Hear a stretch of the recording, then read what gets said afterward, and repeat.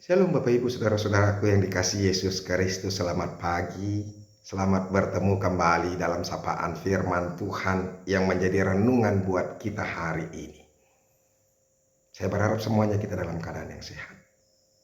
Tetap semangat, tetap tinggal dalam Tuhan dan bersuka cita di dalam Tuhan. Saya mau teguhkan kita saudara-saudara, apapun yang sedang terjadi dalam hidupmu, mari tinggal dalam sukacita bersama dengan Tuhan. Hanya bersama dengan Tuhan ada sukacita. Makanya mari terus memuji, memuliakan nama Tuhan. Dan kita merenungkan terus firman-Nya hari lepas hari. Supaya kita semakin kuat dan semakin diberkati oleh Tuhan. Amin. Bapak Ibu Saudara-saudara, firman Tuhan yang menjadi renungan buat kita hari ini yaitu yang terambil dari Ulangan pasal yang ke-32 ayat yang keempat. Tetapi saya mau membaca dari ayat yang ketiga sampai ayat yang keempat. Tapi sebelumnya marilah kita menyerahkan hati dan pikiran kita kepada Tuhan. Kasih karunia dan damai sejahtera dari Allah Bapa dan dari anaknya Tuhan Yesus Kristus, itulah yang menyertai hati dan pikiranmu sekalian. Amin. Bapak Ibu Saudara-saudara, Ulangan 32 ayat yang ketiga dan keempat. Sebab nama Tuhan akan kusarukan. Berilah hormat kepada Allah kita. Gunung batu yang pekerjaannya sempurna. Karena segala jalannya adil. Allah yang setia dengan tiada kecurangan. Adil dan benar Dia. Demikianlah firman Tuhan. Bapak Ibu Saudara-saudaraku yang dikasihi Yesus Kristus dan diberkati Tuhan, hari ini firman Tuhan ini mau menyerukan kepada kita supaya kita mau memberikan hormat kepada Tuhan. Kenapa kita diingatkan untuk memberikan hormat kepada Tuhan? Karena Tuhan itu adalah Tuhan yang adil. Dia adalah Allah yang sempurna dalam setiap pekerjaannya dalam kehidupan kita. Saudara-saudara, dikatakan Allah itu adalah Allah yang sempurna. Kalau dikatakan Allah yang sempurna berarti tidak ada sedikit pun cacat dalam sikap dan sifatnya Allah bagi kita. Segala yang Dia lakukan semuanya adalah benar. Sesuai dengan hukum Allah itu sendiri. Saudara-saudara, kalau hukum manusia itu bisa berbalik-balik. Tapi kalau Tuhan tidak. Dia selalu memakai apa yang Dia lakukan sesuai dengan standar hukumnya. Artinya hukum Tuhan adalah hukum kebenaran. Dia sempurna, tidak bercacat, tidak ada noda. Itu. Makanya karena Tuhan itu begitu baik, Tuhan mau mengajak mereka untuk memberi hormat kepada Tuhan.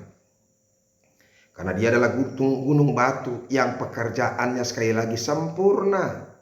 Bahkan dikatakan saudara-saudara Dia adil. Apa itu artinya adil, saudara-saudara? Adil artinya Dia mencintai kebenaran dan membenci kefasikan. Yang ada di pikiran dan tindakan Tuhan hanya kebenaran. Karena Dia sangat mencintai kebenaran. Dan Dia tidak akan mungkin melakukan yang tidak benar. Melakukan yang jahat. Bahkan Dia membenci kefasikan.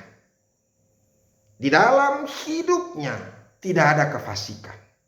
Tidak ada kejahatan. Oleh karena itu, Bapak Ibu Saudara-saudara, di saat ini Tuhan sebenarnya sangat kecewa sekali dengan umat-Nya yang sudah Dia pelihara, yang sudah Dia berkati. Mereka yang sudah diberkati oleh Tuhan tapi masih berlaku apa? Berlaku jahat. Mari kita lihat apa yang dikatakan. Kejahatan apa? Apa yang dilakukan oleh umatnya? Dikatakan di ayat 5, berlaku busuk terhadap dia. Sehingga Tuhan tidak menganggap lagi mereka anak-anaknya. Karena mereka itu merupakan noda bagi Tuhan. Mereka merupakan angkatan yang bengkok dan berbelat-belit. Itulah situasinya. Bayangkan kasih Tuhan begitu luar biasa kepada mereka. Bahkan sampai mereka diingatkan kepada Tuhan. Diingatkan Tuhan, saudara-saudara. Ingatlah bagaimana penyertaanku kepada nenek moyangmu. Tanyakan kepada ayahmu. Luar biasa sebenarnya. Supaya mereka menyadari bahwa begitu luar biasanya Tuhan.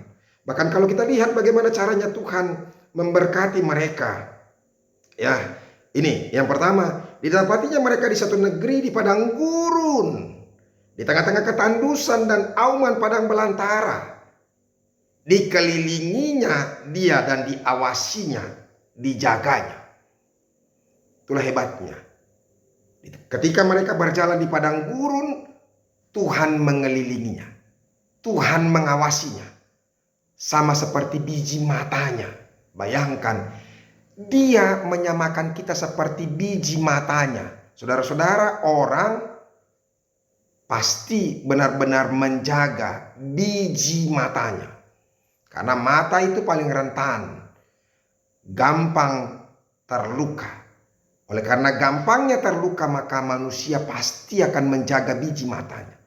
Jadi sama seperti manusia menjaga biji matanya, demikian juga Tuhan menganggap kita itu merupakan biji matanya yang terus-menerus dijaga dan dirawat olehnya.